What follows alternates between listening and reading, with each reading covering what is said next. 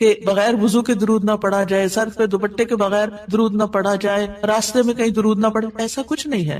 دعا ہو، ذکر ہو، درود ہو، وضو کے ساتھ، وضو کے بغیر، راستے میں، سوتے جاگتے اٹھتے بیٹھتے ہر جگہ پڑھ سکتے ہیں۔ صرف یہ ہے کہ نماز جو ہے وہ وضو کے بغیر نہیں ہوتی، وہ پوری طرح سطر ڈھانکے بغیر نہیں ہوتی۔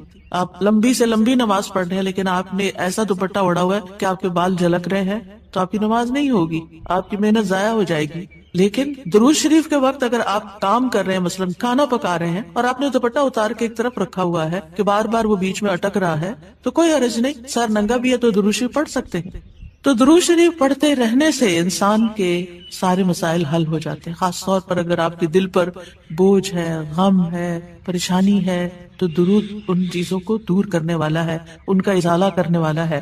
یہ دنیا اور آخرت کی خیر کو جمع کرنے والا ہے، کیونکہ اللہ تعالیٰ جس کو غم اور فکر میں کافی ہو جائے تو ایسا شخص دنیا اور آخرت دونوں کی پریشانیوں سے نکل جائے گا، کیونکہ نبی صلی اللہ علیہ وسلم نے درود کی فضیلت کیا بتائی کہ پھر اللہ تعالیٰ اس کو دنیا اور آخرت کے ہم و غم کے لیے کافی ہو جائے گا، یعنی پھر سارے معاملات آپ کے اللہ کے سپرد ہو جائیں گے۔ یعنی اذن یکفیک اللہ ما اہمک، تمہاری دینی، دنیاوی، اخروی معاملات، ہر چیز میں جو پریشانیاں ہیں انشاءاللہ وہ دور ہو جائیں گی۔ اس کی وجہ کیا ہے؟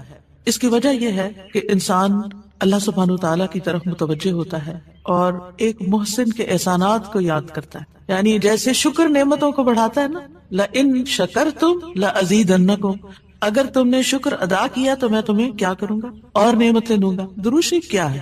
اگر آپ غور کریں تو درود کیا ہے؟ درود دراصل نبی صلی اللہ علیہ وسلم کے ہم پر جو احسانات ہیں کہ آپ نے ہمیں ایمان سے روشناس کیا، قرآن سے روشناس کیا، حکمت سے روشناس کیا اور ہماری خاطر دعائیں کی، بے شمار احسانات ہیں نا آپ صلی اللہ علیہ وسلم۔ آج ہم آپ کو کیا بدلہ دے سکتے ہیں؟ کس شکل میں بدلہ دے سکتے ہیں؟ ہم آپ کے لیے کیا کر سکتے ہیں؟ اب ہمارے والدین ہمارے ساتھ احسان کرتے ہیں تو ہم ان کی خدمت کرتے ہیں، ہم ان کو کچھ پکا کے دے دیتے ہیں، ہم ان کو کچھ کھلا دیتے ہیں، ہم ان کو کچھ گفٹ دے دیتے ہیں، یعنی مختلف طریقے سے ماں باپ کو خوش کرنے کی کوشش کرتے ہیں، چاہے انہیں ضرورت ہو یا نہ ہو، ہم سب ایسے ہی کرتے ہیں۔ یعنی ہم یہ تھوڑی دیکھتے ہیں کہ ان کو اس وقت ہمارے لاڈ پیار کی ضرورت ہے یا نہیں ہے، وہ دکھی ہیں، پریشان ہے یا نہیں ہے۔ ہم اپنی محبت کا اظہار کسی نہ کسی شکل میں کرتے رہتے ہیں۔ وہ فوت ہو جاتے ہیں تو پھر کیا کرتے ہیں؟ پھر ان کو وزٹ نہیں کر سکتے، ان کو دیکھ نہیں سکتے، ان کو کچھ دے نہیں سکتے، انہیں کچھ کھلا پلا نہیں سکتے، پھر ہم ان کے لیے بس صرف دعائیں کرتے ہیں یا صدقہ خیرات کر دیتے ہیں۔ یہی چیزیں ان کو فائدہ دیتی ہیں۔ نبی صلی اللہ علیہ وسلم کے احسانات ہم پر سب انسانوں سے زیادہ ہیں، ہمارے ماں باپ سے بھی زیادہ ہیں ہم پر۔ اگر ہم سیرہ پڑھیں اور دیکھیں کہ آپ نے کتنے دکھ اٹھائے، کتنے غم اٹھائے، کتنی پریشانیوں سے گزرے تو حیران ہو جاتا ہے انسان کہ اتنی بھی سچی خیر خواہی کسی انسان کے اندر ہو سکتی۔ النبی اولی بالمؤمنین من انفسہم، نبی تو تم سے بھی زیادہ تمہارے لیے مہربان ہے۔ یعنی ہم اپنی جانوں کے بارے میں اتنے فکر مند نہیں ہوتے، ہم اپنے آپ کو خود جہنم کی آگ سے بچانے کے لیے وہ فکر نہیں کرتے جتنی فکر ہمارے نبی صلی اللہ علیہ وسلم نے ہمارے لیے کی۔ تو ان کے احسانات کا بدلہ کیسے دیں گے ہم ان کے لیے کیا کریں گے؟ ہم ان کے لیے درود پڑھیں گے۔ تو یہ درود کا پڑھنا آپ کے احسانات کا بدلہ تو ہم کہاں سے دے سکتے ہیں، لیکن اس کے جواب میں ایک شکریہ ادا کرنے کا انداز ہے، ان کی مہربانیوں کو اکنالج کرتے ہیں، کیونکہ جو شکر گزار انسان ہوتا ہے وہ دنیا میں بھی مطمئن ہوتا ہے، اس کی ایک فلفلمنٹ ہوتی ہے، اور پھر یہ ہے کہ اس کے آگے کے مرحلے بھی آسان ہوتے ہیں۔ وہ جس کے ساتھ بھی شکر گزاری کا معاملہ کرتا ہے، عام انسانوں کے ساتھ بھی، تو وہ ان کا محبوب بن جاتا ہے۔ تو جب ہم اللہ تعالیٰ کا شکر ادا کرتے ہیں تو کیا ہم اللہ کے محبوب نہیں ہوں؟ جب ہم رسول اللہ صلی اللہ علیہ وسلم کو شکریہ ادا کرتے ہیں، اور شکریہ ادا کرنا صرف زبان سے تھینک یو کہنا نہیں ہوتا، وہ مختلف طریقے سے کسی کو دعا دینا بھی، یعنی اگر ہم کسی کے احسان کا بدلہ صرف دعا کی شکل میں بھی دیتے ہیں تو یہ بھی شکریہ ادا کرنے کی بہت بڑی قسم ہے، اور پلٹ کر واپس تو اپنے اوپر ہی آتا ہے۔ یعنی جب شکر کسی کا ادا کرتے ہیں، جب کسی کے احسان مند ہوتے ہیں، ایک ہوتا ہے بس صرف تکلفاً، رسماً، ایک فیشن کے طور پہ، ایک روٹین کے طور پر کسی کو تھینک یو بول دینا، نہیں، دل سے جینوئنلی دوسرے کا شکر گزار ہونا، یہ اس کے دل میں آپ کی محبت بڑھاتا ہے۔ اس میں آپ کی نیت یہ نہیں ہوتی کہ وہ مجھ سے محبت کرے، نہیں، آپ اس کو اکنالج کر رہے ہوتے ہیں، اس کا احسان مان رہے ہوتے ہیں، اور اللہ تعالیٰ اس کے دل میں آپ کی محبت ڈال دیتا ہے۔ اور جو ناشکر انسان ہوتے ہیں، جو ناقدرے ہوتے ہیں، سب سے پہلے تو ہم اللہ ہی کے حق میں ناقدرے، وما قدر اللہ حق قدری، ہم نے اللہ کی قدر ہی نہیں کی جیسا قدر کرنے کا حق ہے، ہم نے نبی صلی اللہ علیہ وسلم کی قدر ہی نہیں کی جیسا کہ قدر کرنے کا حق ہے۔ تو ہماری یہ تسبیحات اور ہمارا یہ درود شریف اس قدر کی طرف بڑھنے کا ایک چھوٹا سا جسچر ہے کہ ہم واقعی اس بات کو مانتے ہیں کہ ان کے ہم پر احسانات تھے۔ لہٰذا جب ہم درود پڑھتے ہیں تو اس کا مطلب یہ ہے کہ ہم نے باقی چیزیں چھوڑی اور ہم آپ کا حق ادا کرنے کی طرف متوجہ ہو گئے۔ تو یہ چیز اللہ تعالیٰ کو کتنی پسند آتی ہوگی کہ یہ اپنے لیے کچھ نہیں مانگ رہا، اپنے لیے نہیں کچھ مانگ رہا، اپنی باتیں نہیں کر رہا، یہ اپنے غموں کو بھول کے، اپنے کاموں کو چھوڑ کے صرف نبی صلی اللہ علیہ وسلم پر درود بھیج رہا ہے، یعنی ان کا احسان مان کر، ان کا شکریہ ادا کرتے ہوئے ان کے لیے دعا کر رہا ہے۔ نبی صلی اللہ علیہ وسلم اللہ تعالیٰ کے محبوب ہیں، سب سے بہترین بندے ہیں، سب سے بہترین نبی ہیں، اللہ تعالیٰ ان سے محبت کرتا ہے۔ اللہ تعالیٰ فرماتے ہیں قل ان کنتم تحبون اللہ فاتبعونی یحببکم اللہ، کہہ دیجیے اگر تم اللہ سے محبت کرتے ہو میری اتباع کرو، اللہ تم سے محبت کرے گا۔ تو نبی صلی اللہ علیہ وسلم کی اتباع ہو، آپ کی سنتوں پر عمل کرنا ہو، آپ پر درود پڑھنا ہو، یہ سب اس میں اضافہ کرتا ہے اللہ کی محبت بندے کو ملتی ہے۔ یحببکم اللہ، اللہ تم سے محبت کرے گا، اور اللہ تعالیٰ جس سے محبت کرے پھر اس کی تو بات ہی کیا، سیجعل لهم الرحمن ودا، اس کے مسائل کیسے حل نہیں ہوں گے، اس کے مسائل ضرور حل ہوں گے، اس کے غم دور ہوں گے، اس کی پریشانیاں دور ہوں گی۔ لہٰذا جب ہم اس سٹیٹ میں آ جاتے ہیں تو پھر آپ دیکھیں کہ یہ درجہ اسے بھی بڑھ جاتا ہے جو ہم اپنے لیے خود کچھ مانگ رہے ہوتے ہیں نا، کیونکہ جب آپ کو کسی سے محبت ہوتی ہے آپ اس کے لیے کچھ بھی کرنے کو تیار ہوتے۔ یہ تو انسان کا حال ہے، انسان کی محبت ہے نا، جس انسان سے اللہ کو محبت ہو پھر اس کے مسئلے کیسے حل نہیں ہوں گے، اللہ سبحانہ وتعالیٰ اس کے لیے بہترین چیزیں کیوں نہیں کریں گے۔ تو اس طرح یہ درود جو ہے وہ دعا سے بھی بازی لے جاتا ہے کہ انسان اللہ کی محبت حاصل کر لیتا ہے اور اس کے نتیجے میں دعائیں قبول ہوتی ہیں اور اللہ تعالیٰ کی طرف سے رحمتیں آتی ہیں، درجے بلند ہوتے ہیں، گناہ معاف ہوتے ہیں۔ لیکن اس کا یہ مطلب ہرگز نہیں کہ آپ باقی دعائیں نہ مانگیں، کیونکہ خود نبی صلی اللہ علیہ وسلم نے ساری دعائیں مانگی ہیں۔ یہ جو ہم آپ کو جتنی بھی دعائیں سکھا رہے ہیں یہ مسنون دعائیں ہیں، ان کو دعا سمجھ کے پڑھیں اور اس کو ریپیٹڈلی پڑھیں، کیونکہ دعا میں تکرار بھی ضروری ہے، ہم آداب میں پڑھ چکے ہیں، اصرار ضروری ہے، تکرار ضروری ہے، افتقار ضروری ہے۔ تو اپنی محتاجی، اپنی عاجزی، اپنی ہمبلنس کو ظاہر کرتے ہوئے اللہ تعالیٰ سے مانگتے رہیں۔ تو درود جو ہے اس کے بارے میں جو قرآن مجید میں آتا ہے، آئے دوبارہ سنتے ہیں، بے شک اللہ اور اس کے فرشتے نبی پر رحمت بھیجتے ہیں، اے لوگو جو ایمان لائے ہو تم بھی ان پر درود بھیجو اور خوب خوب سلام بھی بھیجتے رہا کرو۔ ان اللہ وملائکتہ یصلون علی النبی، اللہ سبحانہ و تعالی خود اور اس کے فرشتے نبی صلی اللہ علیہ وسلم پر درود بھیجتے ہیں۔ اللہ سبحانہ و تعالیٰ درود بھیجتے ہیں، اس کا کیا مطلب ہے؟ یعنی اللہ سبحانہ و تعالیٰ ملائے اعلیٰ میں، آسمانوں کی بلند مجلس میں اپنے بندے، اپنے نبی محمد صلی اللہ علیہ وسلم کی تعریف کرتے ہیں، ان کے بلند مرتبے اور ان کی بلند شان کی خبر دیتے ہیں۔ اللہ تعالیٰ ان کی خود تعریف کرتے ہیں، ثنا کرتے ہیں، آپ پر رحمتیں اور برکتیں نازل کرتے ہیں۔ اور فرشتے بھی درود بھیجتے ہیں، جیسے فرشتے تسبیح کرتے ہیں نا، اور جیسے کائنات کی باقی چیزیں سب اللہ کی حمد و ثنا کرتے ہیں، تو نبی صلی اللہ علیہ وسلم پر بھی فرشتے درود بھیجتے ہیں۔ اور ان کا درود بھیجنا کیا ہے کہ آپ کے لیے رحمت اور مغفرت اور بلندی درجات کی دعا، یعنی ایک تو فرشتے ایمان والوں کے لیے دعا کرتے ہیں، دوسرا یہ کہ فرشتے نبی صلی اللہ علیہ وسلم کے لیے خاص دعائیں کرتے ہیں۔ تو اگر اللہ تعالیٰ ان پہ درود بھیجتا ہے، ان پہ رحمت نازل کرتا ہے، فرشتے درود بھیجتے ہیں، تو پھر اہل ایمان کو کیا کرنا چاہیے؟ پہلے اللہ تعالیٰ اور فرشتوں کی بات کی گئی تاکہ ہمارے اندر بھی شوق پیدا ہو کہ ہم بھی درود بھیجیں۔ یا ایھا الذین آمنوا صلوا علیہ وسلموا تسلیما، اے ایمان والو تم بھی آپ پر خوب خوب درود اور سلام بھیجو، صلاۃ و سلام بھیجو۔ یعنی پہلے آسمان والوں کی خبر دی گئی کہ فرشتے ایسا کر رہے ہیں، پھر زمین والوں کو حکم دیا جا رہا ہے کہ تم بھی ایسا کرو۔ قرطبی کہتے ہیں اس آیت کے ذریعے اللہ نے اپنے رسول کو آپ کی زندگی میں، یعنی رسول اللہ صلی اللہ علیہ وسلم کی زندگی میں اور آپ کی وفات کے بعد آپ کو شرف و مرتبہ بخشا ہے، اور آپ کے مقام اور مرتبے کو بیان کیا ہے کہ آپ کا کیا مقام ہے، تاکہ ہم ایمان والے اس مقام کو سمجھیں۔ تو دوسرے لفظوں میں آپ صلی اللہ علیہ وسلم کے لیے اوپر کے جہان اور نیچے کے جہان میں تعریفیں ہوتی، یعنی ہم بھی آپ کی تعریف کرتے ہیں اور فرشتے بھی آپ کی تعریف کرتے ہیں، ہم بھی آپ کے لیے دعائیں کرتے ہیں، فرشتے بھی آپ کے لیے دعائیں کرتے ہیں، اور اللہ سبحانہ تعالیٰ ملائے اعلیٰ میں مقرب فرشتوں کے پاس اپنے نبی کی تعریف کرتے ہیں. اب دیکھیں کہ دنیا میں طرح طرح کی مجالس ہوتی ہیں. کچھ مجالس بڑی خاص ہوتی ہیں, خاص لوگ صرف انوائٹڈ ہوتے ہیں, ہر کوئی نہیں وہاں جا سکتا. آسمانوں میں بھی خاص مجالس, اللہ سبحانہ وتعالیٰ کے جو خاص مقرب فرشتے ہیں جنہیں وہ حکم دیا گیا تھا کہ آدم کو سجدہ کرو, جن کے سامنے اللہ تعالیٰ نے یہ بات رکھی تھی کہ میں آدم کو پیدا کرنے جا رہا ہوں. یہ گیدرنگ جو ہے اس کو ملائے اعلیٰ کہتے ہیں. ملا کہتے ہیں سرداروں کو, اور اعلیٰ کہتے ہیں بلند سردار. تو یہ ایلیٹ کلاس ہے فرشتوں کی کہ جس کے سامنے اللہ سبحانہ تعالیٰ نے حضرت آدم کی پیدائش کی بات کی تھی اور پھر اس کے بعد سجدے کا حکم دیا گیا تھا. تو مقرب فرشتوں کے درمیان یا ان کے پاس اللہ سبحانہ تعالیٰ نبی صلی اللہ علیہ وسلم کی تعریف کرتے ہیں. ذرا سوچئے, امیجن کیجئے فرشتوں کی مجلس. ویسے تو کوئی فرشتہ اللہ کی نافرمانی نہیں کرتا, ہر فرشتہ اطاعت گزار ہے, ہر فرشتہ اللہ کی بات مانتا. یفعلون ما یؤمرون, لپکتے ہیں, دوڑتے ہیں, بھاگتے ہیں, تیز بھاگتے ہیں ایک دوسرے سے. فالسابقات سبقا, ایک دوسرے سے سبقت لے جاتے ہیں اللہ کا حکم ماننے میں. یعنی فرشتوں کا یہ حال ہے.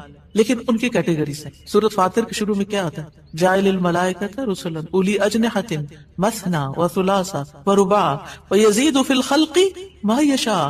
2 پروں والے فرشتے بھی ہیں, 3 والے بھی ہیں, 4 والے بھی ہیں, اور پھر اللہ جتنی چاہتا ہے بڑھا دیتا ہے. جبریل علیہ السلام کے تو 600 پر ہیں. سوچئے کیا کیفیت ہوگی ان کی.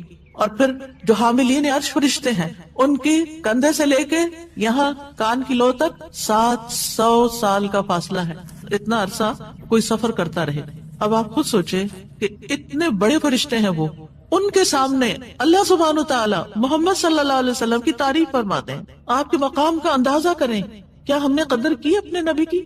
ہم کیا درود پڑھتے ہیں, ہم کیا تعریف کرتے ہیں, ہم کتنا جانتے ہیں آپ کو, ہم آپ کی سنت کو کیا سمجھتے ہیں. حدیث, یہ تو حدیث ہے, یہ قرآن تو نہیں ہے. استغفر اللہ. آپ نے دین کے مختلف چیزوں میں فرق کر دیا جس کو خود رسول اللہ صلی اللہ علیہ وسلم دے کر گئے تھے. آپ کس راہ پہ چل پڑے؟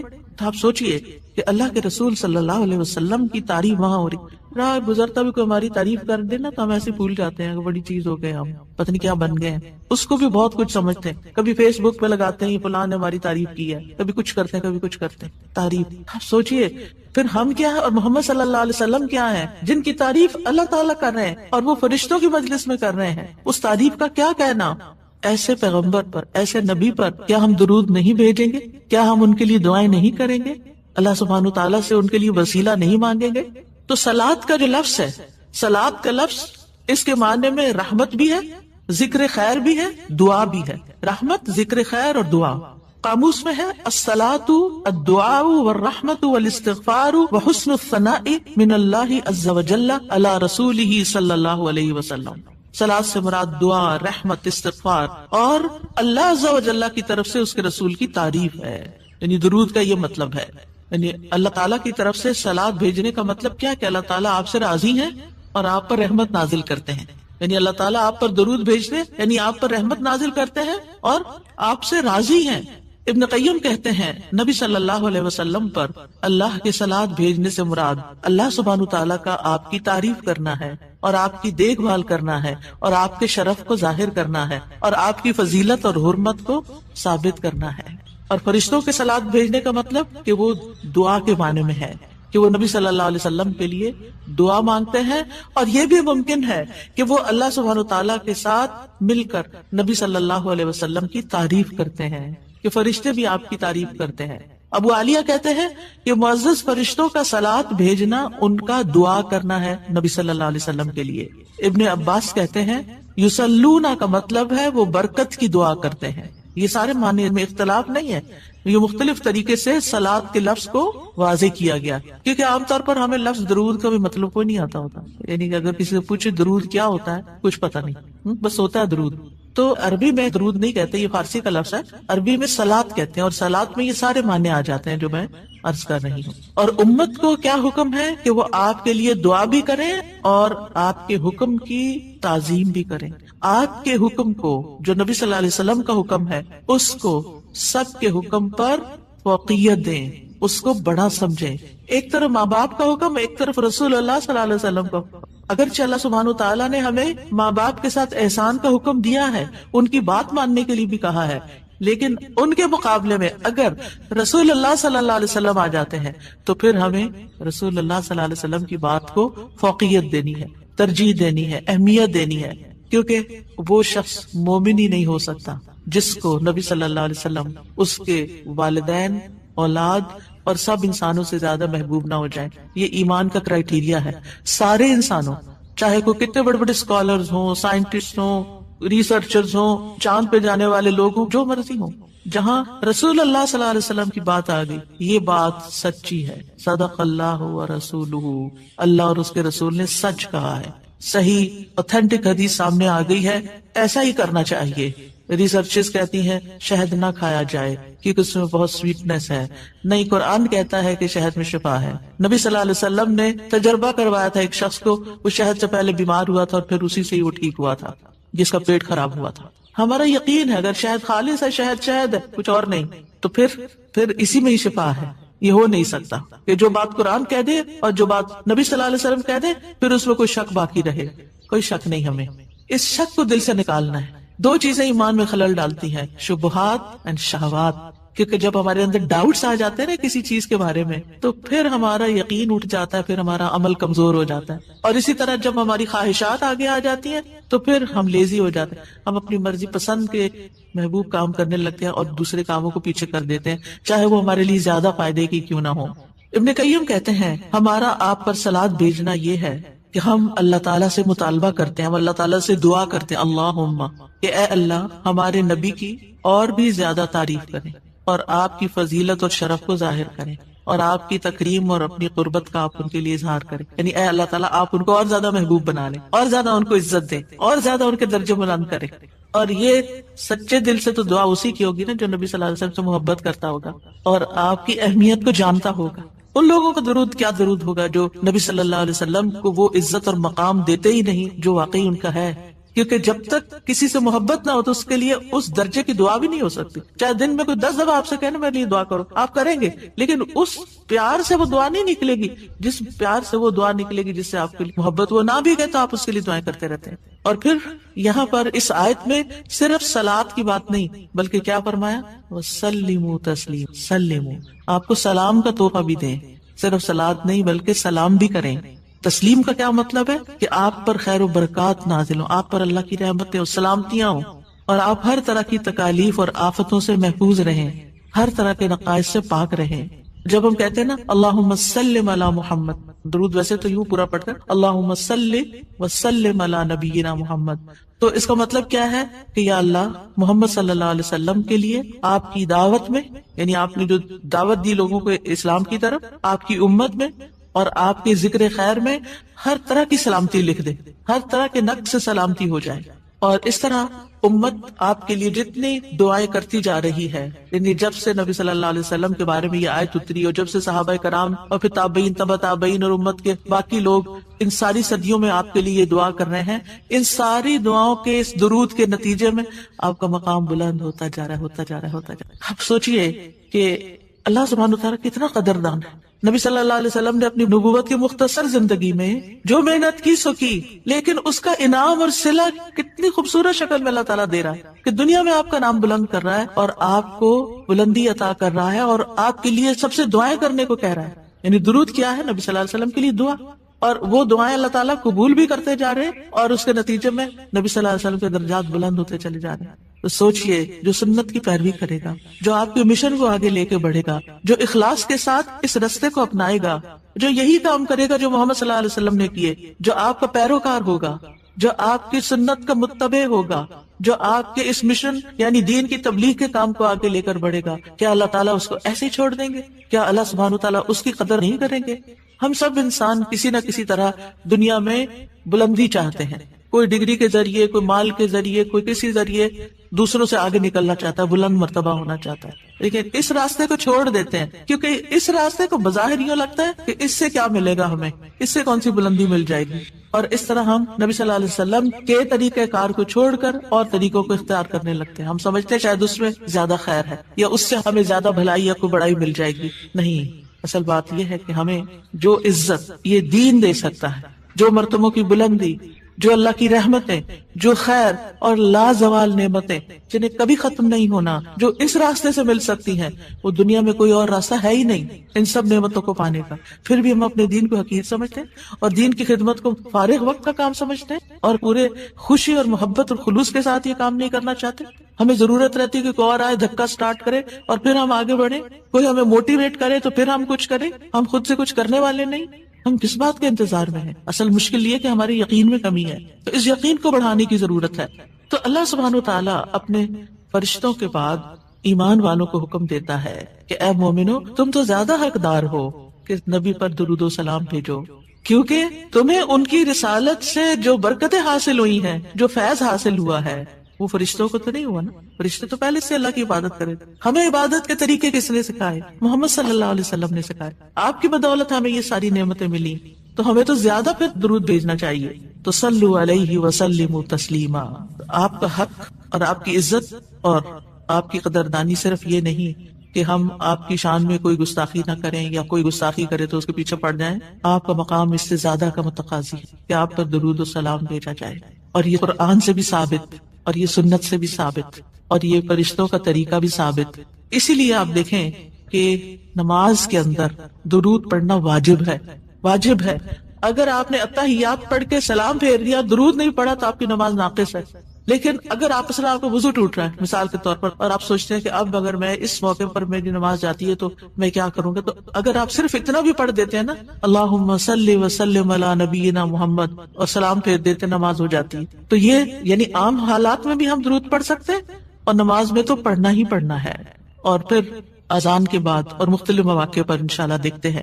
شیخ سعدی کہتے ہیں آپ صلی اللہ علیہ وسلم پر درود بھیجنا اللہ سبحانہ تعالیٰ اور اس کے فرشتوں کی اقتدا ہے، اور جو حقوق ہم پہ عائد ہوتے ہیں اس کا بدلہ دینا بھی مقصود ہے۔ آپ کی محبت اور آپ کی تکریم کی علامت ہے۔ جو آپ سے جتنی محبت کرے گا اتنا ہی درود بھیجے گا۔ پھر یہ اجر و ثواب کے حصول کا ذریعہ بھی ہے۔ سبحان اللہ، یعنی جب کوئی انسان شکر گزار ہوتا ہے، قدردان ہوتا ہے، تو اللہ تعالیٰ اس کی کیسی قدردانی کرتے ہیں۔ درود ہم آپ پر پڑھتے ہیں، ثواب ہمیں مل رہا ہوتا ہے، کوئی احسان نہیں ہے کسی پر، آپ کو بھی ساتھ ہی فائدہ ہو گیا۔ اور پھر یہ ایمان کی علامت ہے، کیونکہ جو آپ سے محبت نہیں کرتا اس کا ایمان مکمل نہیں۔ اور پھر آپ کی توقیر جس کا حکم اللہ تعالیٰ نے دیا اس کی علامت بھی ہے، لِتُؤْمِنُوا بِاللَّهِ وَرَسُولِهِ وَتُعَزِّرُوهُ وَتُوَقِّرُوهُ وَتُسَبِّحُوهُ بُكْرَةً وَأَصِيلًا، تاکہ تم اللہ اور اس کے رسول پر ایمان لاؤ اور اس کی مدد کرو اور اس کی تعظیم کرو اور دن کے شروع اور آخر میں تسبیح کرو۔ نبی صلی اللہ علیہ وسلم کی امت پر جو احسانات ہیں ان کا تھوڑا سا ذکر کرنا اس لیے ضروری ہے تاکہ یاد تازہ ہو جائے کہ آپ کے ذریعے ہمیں کیا کیا فیض ملا۔ سب سے بڑی بات یہ کہ وہ ہمارے بارے میں بڑے رحیم و شفیق تھے۔ لَقَدْ جَاءَكُمْ رَسُولٌ مِّنْ أَنفُسِكُمْ عَزِيزٌ عَلَيْهِ مَا عَنِتُّمْ حَرِيصٌ عَلَيْكُمْ بِالْمُؤْمِنِينَ رَءُوفٌ رَحِيمٌ۔ لوگوں، تمہارے پاس تمہیں میں سے ایک رسول آیا ہے، اگر تمہیں کوئی تکلیف پہنچے تو اسے گراں گزر کے اس کو تکلیف ہوتی ہے۔ کیا ہمارے اندر بھی دوسروں کے لیے ایسے احساسات ہیں کہ کسی کو تکلیف پہنچے تو ہمیں تکلیف ہو جائے؟ نبی صلی اللہ علیہ وسلم کو ایمان والوں کی تکلیف سے تکلیف پہنچتی تھی۔ وہ تمہاری فلاح کا حریص ہے۔ ہم ہیں لوگوں کی فلاح کے حریص کہ ان کو ہدایت ہو جائے، یہ دین کی طرف آ جائے۔ مومنوں پر نہایت مہربان اور رحم کرنے والا ہے۔ یہ ہیں ہمارے رسول جن کی گواہی اللہ تعالیٰ نے دی کہ ان کے اندر کے جذبات لوگوں کے لیے کیا ہے اور ان کا مشن کیا اور وہ چاہتے کیا ہیں آپ کے لیے، اور وہ کتنے شفیق اور مہربان ہے۔ یعنی ایک دائی کی بنیادی صفت ہونی چاہیے کہ وہ دوسروں سے محبت کرنے والا ہو، دوسروں کی خیر کرنے والا ہو۔ ہم بعض اوقات دین کا کام کرتے ہوئے اتنے پروفیشنل ہو جاتے ہیں کہ ہماری ٹون بھی بڑی اسپارٹ ہو جاتی ہے اور ہمارا انداز بھی بڑا تحکمانہ ہو جاتا ہے۔ ہم سمجھتے ہیں کہ ہم صحیح معنی میں خدمت کر رہے ہیں، نہیں، کہیں ایسا نہ ہو کہ اس کی وجہ سے لوگ دین سے ہی دور ہو جائیں۔ نبی صلی اللہ علیہ وسلم کا یہ طریقہ نہیں تھا۔ اللہ کی قسم، ہم جتنے سنت کے زیادہ قریب ہوں گے اتنے ہی زیادہ ہم دین کو فائدہ پہنچانے والے ہوں گے، اور جتنے سنتوں سے دور ہو جائیں گے اور آپ کے طریقے سے دور ہو جائیں گے، آپ سے بھی اتنے ہی دور ہو جائیں گے اور دین کو بھی اتنا ہی نقصان پھر دیں گے۔ نبی صلی اللہ علیہ وسلم مومنوں پر ان کی جانوں سے بھی زیادہ قریب ہیں۔ النبی اولا بالمؤمنین من انفسہم وازواجہ امہاتہم۔ یہ نبی مومنوں پر ان کی جانوں سے زیادہ حق رکھنے والا ہے اور اس کی بیویاں ان کی مائیں ہیں۔ نبی صلی اللہ علیہ وسلم نے فرمایا، دنیا میں کوئی مومن ایسا نہیں جس سے میرا دنیا اور آخرت میں سب سے زیادہ قریب کا رشتہ نہ ہو۔ اگر چاہتے ہو تو یہ آیت پڑھ لو۔ یعنی صرف اس دور کے لوگوں کے لیے نہیں تھے آپ قریب، بلکہ ہمارے لیے بھی ہیں۔ فرمایا یہ آیت پڑھ لو، النبی اولا بالمؤمنین من انفسہم، نبی مومنوں پر ان کی جانوں سے بھی زیادہ قریب ہیں، لہٰذا جو کوئی مومن مر جائے اور مال چھوڑ جائے تو وہ اس کے خاندان کو ملے گا، اس کے وہ وارث ہوں گے، اور جو قرض یا عیال چھوڑ جائے وہ میرے پاس آئے، میں اس کا بندوبست کروں گا۔ آج کوئی حکمران، کوئی لیڈر ایسا ہے جو یہ کہے کہ تمہارا کوئی فوت ہو جائے، جو وہ چھوڑے وہ سب تمہارا، لیکن اگر کوئی تمہاری ضرورت ہے تو میرے پاس آ جاؤ؟ ایسی خیرخواہی محمد صلی اللہ علیہ وسلم کے اندر تھی اپنے ساتھیوں کے لیے۔ آپ امت کے لیے روتے تھے۔ نبی صلی اللہ علیہ وسلم نے ابراہیم علیہ السلام کے بارے میں یہ آیت پڑھی، رب انہن اضللن کثیرا من الناس فمن تبعنی فانہ منی، کہ اے میرے رب ان بتوں نے بہت سے لوگوں کو گمراہ کر دیا ہے، تو جو میری پیروی کرے وہ مجھ سے ہوگا۔ اور یہ آیت جس میں عیسیٰ علیہ السلام کہتے ہیں ان تعذبہم فانہم عبادک وان تغفر لہم فانک انت العزیز الحکیم، اے اللہ اگر تو انہیں عذاب دے، یعنی جو میرے پیروکار ہیں، تو تیرے بندے ہیں دے دے، اور اگر تو بخش دے تو بے شک تو عزیز الحکیم ہے۔ نبی صلی اللہ علیہ وسلم نے کیا فرمایا؟ ابراہیم علیہ السلام نے کہا بس وہ میرے ہیں جو میری پیروی کرے۔ عیسیٰ علیہ السلام نے کہا تیرے بندے ہیں، تو چاہے تو سزا دے۔ نبی صلی اللہ علیہ وسلم کو دی۔ پھر آپ نے یہ دو آیتیں پڑھ کے اپنے ہاتھ اٹھائے اور فرمایا اے اللہ میری امت میری امت، امتی امتی، اور آپ رونے لگ گئے۔ یہ آپ کے دل میں امت کے لیے پیار تھا، امت کے دل میں محمد صلی اللہ علیہ وسلم کے لیے کیا محبت ہے۔ تو اللہ عز و جل نے فرمایا اے جبریل جاؤ محمد کے پاس، حالانکہ تیرا رب خوب جانتا ہے، اور ان سے پوچھو کہ کیوں رو رہے ہیں۔ جبریل علیہ السلام آپ کی خدمت میں آئے اور آپ سے رونے کی وجہ پوچھی، تو رسول اللہ صلی اللہ علیہ وسلم نے انہیں بتا دیا کہ میں اپنی امت کے لیے رو رہا ہوں، حالانکہ اللہ سب سے زیادہ جاننے والا ہے۔ تو اللہ تعالیٰ نے فرمایا اے جبریل محمد کی طرف جاؤ اور ان سے کہہ دو کہ ہم آپ کو آپ کی امت کے بارے میں ضرور راضی کر دیں گے اور ہم آپ کو غمگین نہیں کریں گے۔ اتنے حریص تھے وہ ہماری نجات کے اور ہماری فلاح کے، تو کیا وہ والدین سے بھی زیادہ پھر مہربان نہیں ہم پر؟ ہمارے ماں باپ ہماری دنیا کا غم کرتے ہیں، ہماری دنیا کی فکریں کرتے ہیں، ان کو کھانے کہاں سے ملے گا، ان کے فلاں چیز کا کیا ہوگا، فلاں چیز کا کیا ہوگا۔ نبی صلی اللہ علیہ وسلم ہماری دنیا کے تو پیچھے ہو گیا نا، کہ جس کا عیال وہ قرض دار ہو میرے پاس آ جائے، لیکن ہماری آخرت کی فکر کرتے ہیں کہ میری امت کی بخشش ہوگی کہ نہیں ہوگی۔ ایک دفعہ کوئی لا الہ الا اللہ محمد الرسول اللہ کہہ کر اس دین میں داخل ہو جاتا ہے تو پھر محمد صلی اللہ علیہ وسلم اس کے لیے مہربان ہو جاتے ہیں، اس کے لیے غمگین ہو جاتے ہیں کہ اس کی بخشش ہو جائے۔ آپ ہر نماز میں امت کے لیے دعائیں کرتے تھے، ہر نماز میں۔ حضرت عائشہ کہتی ہیں میں نے رسول اللہ صلی اللہ علیہ وسلم کو خوش طبیعت دیکھ کر کہا اے اللہ کے رسول میرے لیے اللہ تعالیٰ سے دعا کریں۔ آپ نے فرمایا اللہم اغفر لعائشہ ما تقدم من ذنبها وما تأخر وما اسرت وما اعلنت، اے اللہ عائشہ کے سب گناہ بخش دے، جو اس نے پہلے کیے، جو بعد میں کیے، جو چھپا کے کیے، جو اعلانیہ کیے۔ خوشی سے حضرت عائشہ نے ہنسنا شروع کر دیا، یہاں تک کہ ہنستے ہنستے ان کا سر رسول اللہ صلی اللہ علیہ وسلم کی گود میں جا پڑا۔ آپ نے پوچھا کیا تمہیں میری دعا نے خوش کر دیا؟ انہوں نے کہا بھلا مجھے کیا ہے کہ آپ کی دعا خوش نہ کرے، آپ کی دعا سے ہی خوش ہوئی ہوں۔ آپ نے فرمایا اللہ کی قسم میں ہر نماز میں اپنی امت کے لیے یہ دعا کرتا ہوں۔ یہ احسانات ہیں آپ کے ہم پر، اور آپ نے اپنی مقبول ترین دعا جو تھی اپنی امت کے لیے محفوظ کر لی۔ نبی صلی اللہ علیہ وسلم نے فرمایا مجھ سے کہا گیا آپ مانگیں، کیونکہ ہر نبی نے مانگا ہے، ہر نبی کو ایک مقبول دعا دی گئی ہے کہ جو اللہ تعالیٰ ضرور قبول کرے گا، لیکن میں نے اپنا سوال قیامت کے دن کے لیے مؤخر کر دیا، ڈیلے کر دیا، وہاں جا کے مانگوں گا، اور وہ تمہارے لیے ہوگا، اور لا الہ الا اللہ کی گواہی دینے والے ہر شخص کے لیے ہوگا۔ ہمیں اگر اللہ تعالیٰ کی طرف سے یہ پیغام آئے کہ کوئی ایک دعا مانگ لو وہ ضرور قبول ہوگی، تو ہم جھٹ سے اپنے لیے کوئی دنیا کی دعا مانگ لیں گے جو جلد ختم بھی ہو جانے والی۔ اس سے آپ کی حکمت کا اندازہ لگائیں اور ہمارے لیے آپ کی محبت کا اندازہ کریں۔ آپ کی وجہ سے امت کو شفاعت ملے گی۔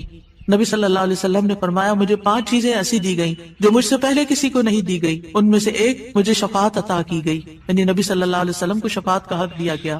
نبی صلی اللہ علیہ وسلم امت کی شفاعت کی خاطر تمام رات فکر مند رہے۔ ابو ذر کہتے ہیں ایک مرتبہ رسول اللہ صلی اللہ علیہ وسلم نے نماز شروع کی اور ساری رات صبح تک ایک ہی آیت رکوع اور سجود میں پڑھتے رہے کہ اللہ اگر تو انہیں عذاب میں مبتلا کر دے تو یہ تیرے بندے ہیں، اور اگر تو انہیں معاف کر دے تو تو بڑا غالب حکمت والا ہے۔ جب صبح ہوئی تو میں نے عرض کیا یا رسول اللہ آپ ساری رات صبح تک رکوع اور سجود میں ایک ہی آیت پڑھتے رہے؟ آپ دیکھیے کہ وہ جو سوال اکثر آتا ہے نا کہ سجدے میں قرآنی دعا پڑھ سکتے ہیں، اس کا یہ جواب ہے، ٹھیک ہے، کہ قرآنی آیت جو دعا کی شکل میں ہو وہ پڑھ سکتے ہیں۔ آپ صلی اللہ علیہ وسلم نے فرمایا میں اپنے رب سے اپنی امت کے لیے سفارش کا حق مانگ رہا تھا، یہ دعا کر کے امت کے لیے سفارش کا حق مانگ رہا تھا جو اللہ نے مجھے عطا کر دیا، اور انشاءاللہ یہ ہر اس شخص کو نصیب ہوگی جو اللہ کے ساتھ کسی کو شریک نہیں ٹھہراتا، شرک نہیں کرتا۔ ابن عباس کہتے ہیں رسول اللہ صلی اللہ علیہ وسلم نے فرمایا اللہ نے میرے لیے میری امت کی غلطی اور بھول چوک اور جس پر ان کو مجبور کر دیا جائے اس سے درگزر فرمایا ہے، اور یہ بھی آپ کا ایک احسان ہے ہم پر۔ نبی صلی اللہ علیہ وسلم نے اپنی امت کو مشقت میں نہیں ڈالا، بس وہ کام سکھائے جو وہ کر سکتے تھے آسانی سے۔ آپ صلی اللہ علیہ وسلم نے فرمایا اگر میری امت پر مشقت نہ ہوتی تو میں انہیں ہر نماز کے وقت وضو کرنے کا حکم دیتا، یعنی چاہے وضو ہوتا پھر بھی دوبارہ حکم دیتا، لیکن اگر وضو ہے تو دوبارہ نہ بھی کرو، یہ آسانی دیا آپ نے۔ آپ اپنی امتیوں کو آگ سے بچانے کی شدید حرص رکھتے تھے۔ نبی صلی اللہ علیہ وسلم نے ایک مرتبہ فرمایا میری مثال اور لوگوں کی مثال اس شخص کی طرح ہے جس نے آگ روشن کی، جب اس کے چاروں طرف روشنی پھیل گئی تو پروانے اور کیڑے مکوڑے جو آگ پہ گرتے ہیں اس میں گرنے لگے۔ وہ آدمی ان کو آگ سے دور کرتا ہے لیکن وہ اس کے قابو میں نہیں آتے بلکہ آگ میں داخل ہو جاتے ہیں۔ اسی طرح میں تمہاری کمروں سے پکڑ پکڑ کر تمہیں آگ سے روکتا ہوں اور تم اس میں گرتے جاتے ہو، یعنی میں تمہیں روکتا ہوں کہ وہ غلط کام نہیں کرو کہ جو آگ کی طرف لے جانے والے ہیں، اور تم رک نہیں رہے۔ اسی طرح آپ صلی اللہ علیہ وسلم نے اپنے بعد آنے والے امتیوں کے لیے بھی محبت کا اظہار کیا ہے۔ حدیث میں آتا ہے آپ نے فرمایا کاش میں اپنے بھائیوں سے مل پاتا۔ نبی صلی اللہ علیہ وسلم کے صحابہ نے عرض کیا کیا ہم آپ کے بھائی نہیں؟ آپ نے فرمایا تم میرے صحابہ ہو، میرے بھائی وہ لوگ ہیں جو مجھ پر ایمان لائے ہوں گے لیکن میری زیارت نہ کر سکے ہوں گے، یعنی آپ کے بعد دنیا میں آئے ہیں۔ پھر یہ ہے کہ درود شریف پڑھنے کے فائدے کیا ہیں؟ یہ تو تھا کہ آپ کے احسانات ہیں ہم پر، لہٰذا ہمیں انسان ہونے کی حیثیت سے ہمارے اوپر لازم ہے کہ احسان کا بدلہ چکائے اور ہم آپ پر درود پڑھیں۔ لیکن ویسے فائدے کیا ہیں؟ ایک بار درود بھیجنے پر 10 رحمتیں ملتی، صحیح مسلم کی روایت میں آتا ہے۔ سنن نسائی میں آتا ہے جو شخص مجھ پر 1 مرتبہ درود بھیجے گا اللہ اس پر 10 مرتبہ رحمتیں نازل کرے گا، اس کے 10 گناہ معاف ہوں گے، اس کے 10 درجات بلند ہوں گے۔ السلام علیکم ورحمۃ اللہ وبرکاتہ۔ پھر اسی طرح آپ دیکھیے کہ استغفار کرنا جسم کے اعضاء کا کفارہ بھی ہے۔ ہر روز انسان کے 360 جوڑوں پر صدقہ واجب ہو جاتا ہے، یعنی ہر روز جب صبح ہم کرتے ہیں تو ہمارے اوپر صدقہ لازم ہوتا ہے، لیکن ہم میں سے ہر ایک کے پاس اتنے پیسے یا اتنا مال و دولت نہیں ہوتا کہ ہم صدقہ کر سکیں۔ تو اس کے لیے بہترین حل کیا ہے کہ انسان استغفار کرے، اللہ کی تسبیح کرے، اور 2 رکعت ضحیٰ کی نماز جو ہے، چاشت کی نماز یا اشراق کی نماز جو ہے، وہ جسم کے ہر جوڑ کا صدقہ ہے۔ اور یہ آزما کر دیکھ لیں، اگر آپ کو جوڑوں کی تکلیف ہے، اگر آپ کے جسم میں تکلیف ہے جوڑوں میں، تو آپ ان 2 رکعتوں کو روز پڑھنا شروع کریں۔ اس کا وقت سورج نکلنے سے تقریباً 15-20 منٹ بعد سے لے کر سورج ڈھلنے کے 15-20 منٹ پہلے تک ہوتا ہے، یعنی ظہر کے وقت جب سورج آتا ہے اوپر تو جب تک وہ زوال سے تقریباً 15-20 منٹ پہلے تک، جیسے اگر 12:15 بجے مثلاً ہے تو زوال ہے تو 11:15 تک یا 11:55 تک آپ پڑھ سکتے ہیں۔ اور اس میں کیا ہے 2 رکعتیں، عام 2 نفل جیسے پڑھتے ہیں، اس کو اپنے اوپر لازم کر لیں۔ جب انسان یہ کفارہ ادا کر دیتا ہے تو اس کی گردن آزاد ہو جاتی، وہ اپنی جان کو دوزخ سے چھڑا لیتا ہے۔ ہر شخص کی جان پکڑی ہوئی ہے، ہر شخص پکڑا ہوا ہے، اور نہ صرف یہ کہ یہ آخرت کے اعتبار سے بلکہ دنیاوی اعتبار سے بہترین نسخہ ہے، آزما کے دیکھ لیں۔ لیکن ہم میں سے اکثر کو یہ پتہ ہی نہیں کہ روز ہم پہ صدقہ واجب ہوتا ہے۔ ہم صدقہ کب کرتے ہیں، صدقہ کب دیتے ہیں، اپنی جان کا صدقہ کب دیتے ہیں؟ جی جب کوئی بیمار ہوتا ہے پھر اس کی طرف سے بکرا ذبح کرتے ہیں کہ اس جان کے بدلے جان دے دیں، بس، اور جب وہ ٹھیک ہو جاتا ہے پھر ختم کر دیتے ہیں۔ یہ صرف اس وقت کے لیے نہیں ہے صدقہ، یہ صدقہ روز کے لیے ہے، یہ روز صدقہ دینا ہے۔ اور روز آپ کے پاس اتنے پیسے نہیں ہیں، اور اگر ہے تو وہ بھی دیں، وہ بھی اللہ کے راستے میں کچھ نہ کچھ صدقہ کریں۔ سبحان اللہ، الحمدللہ، اللہ اکبر، لا الہ الا اللہ، استغفر اللہ، استغفر اللہ۔ تو اگر آپ ایک دفعہ استغفر اللہ کہتے ہیں تو 1 جوڑ کا صدقہ ہو گیا، دوسری دفعہ استغفر اللہ کہتے ہیں تو دوسرے جوڑ کا صدقہ نکل گیا، تیسری دفعہ کیا تو تیسرا نکل گیا۔ تو جتنی دفعہ استغفر اللہ کہیں گے اتنے جوڑوں کا صدقہ ہوتا جائے گا۔ کبھی ایسا بھی ہوتا ہے نا کہ انسان کو وقت نہیں ملتا، یا وہ سفر کر رہا ہوتا ہے، یا کبھی کوئی مجبوری ہو جاتی ہے کہ انسان نہیں پڑھ سکتا، تو پھر کیا کرے، ذکر کی کثرت کر دے، استغفار کی کثرت کر دے۔ پھر اسی طرح استغفار کو بیماریوں کا علاج بتایا گیا، جیسے میں نے ابھی کہا نا کہ اگر آپ چاہتے ہیں کہ آپ سے جوڑوں کی تکلیف دور ہو جائے تو جوڑوں کا صدقہ دیا کرے روز، اور جوڑوں کا صدقہ روز کیا ہے، 2 نفل اشراق یا چاشت یا ضحیٰ کے؟ اصل میں بہت سے لوگ کنفیوز ہوتے ہیں کہ اشراق اور ضحیٰ اور چاشت یہ کیا ہے؟ یہ ایک ہی نماز ہے، جیسے تراویح اور قیام اللیل یہ ایک ہی نماز ہے۔ اگر آپ جلدی پڑھیں گے تو اس کو اشراق کہتے ہیں۔ اشراق اس لیے کہتے ہیں کہ ابھی سورج مشرق سے طلوع ہوا ہے اور اس کے تھوڑی دیر بعد 15-20 منٹ بعد آپ نے نماز پڑھ لی۔ جب سورج اچھی طرح چمک جائے تو پھر اس کو ضحیٰ کہتے ہیں، چاشت کا وقت کہتے ہیں۔ ضحیٰ عربی میں کہتے ہیں اور اردو میں چاشت کہتے ہیں۔ اور تھوڑا اور بعد میں پڑھے تو اس کے لیے صلاۃ الاوابین بھی کہتے ہیں اسے۔ اور نبی صلی اللہ علیہ وسلم سے 2 سے لے کے 8 رکعتیں ثابت ہیں، چاہے 2 پڑھیں، چاہے 4 پڑھیں، چاہے 6 پڑھیں، چاہے 8 پڑھیں، جو آپ کا دل کرے، لیکن کم از کم 2 ضرور پڑھیں۔ پھر اسی طرح استغفار بیماریوں کا علاج ہے۔ اگر کسی کو مثلا ہارٹ پرابلم ہے یا کوئی اور اسی طرح کی کوئی بیماریاں ہیں اس کو، تو اس کے لیے بھی استغفار ہے۔